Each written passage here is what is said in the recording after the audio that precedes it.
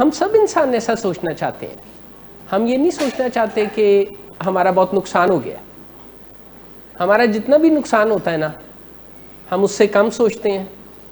ہمیں باقاعدہ لگ رہا, یہی تو سائیکولوجیکل ڈیفینسز کا کمال ہے, ہمیں باقاعدہ لگ رہا ہوتا ہے کہ جس ٹریفک سگنل کی ہم نے وائلیشن کی ہے, آپ حیران ہوں گے پہلے جب یہ سسٹم تھا ٹریفک لائٹس کے تھرو مینولی پولیس کانسٹیبلز لوگوں کو بتاتے تھے کہ آپ نے وائلیٹ کیا اور روک لیتے تھے, اس وقت بھی اعتراضات کرتے تھے. اور اب جب باقاعدہ اس کی ایک سنیپ شاٹ کھینچ کے تو پرنٹ کر کے بھیج دی جاتی ہے, تب بھی اتنی آسانی سے دل کو یقین نہیں آتا. دس از دا وے آور سائیکولوجیکل ڈیفینسز ورک آن اس. یہ نشے کی بیماری کے نتیجے میں پیشنٹس میں جو غلط فہمیاں پیدا ہوتی ہیں نا, ان میں سے ایک ہے, اگر انہیں خود اپنی تکلیف اور بربادی کا پتہ ہو تو پھر وہ اسے اگنور نہیں کر سکتے. ایکچولی اس سے یہ بھی واضح ہوتا ہے کہ جسے نشے کی بیماری کی ریکوری کہتے ہیں اس میں آن گوئنگ بیسس پر کچھ کرنا پڑتا ہے. اس میں بہت زیادہ ایفرٹ کر کے جب ہم معاملات کو پیشنٹس کے ساتھ مل کے بہتر کرتے ہیں تو پھر کوئی سو جانے کا وقت نہیں آتا. جو کنٹینیوٹی ہے ریکوری پروگرام کی یا علاج کی, وہ کسی نہ کسی شکل میں چلتی رہتی ہے تو آسانی پیدا ہوتی رہتی ہے. اگر اسے چھوڑ دیا جائے تو اندیشہ ہوتا ہے کہ خرابی پیدا ہو جائے گی.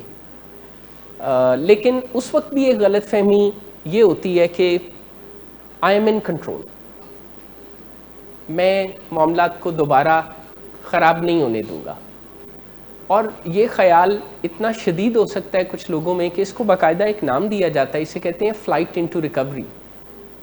کسی سفرنگ جینٹلمین کو باقاعدہ اس کا بڑا شدید احساس ہوتا ہے کہ ان کے اندر اتنی موٹیویشن اور خیال اور احساس ہے کہ آئندہ تو وہ نشہ کر ہی نہیں سکتے.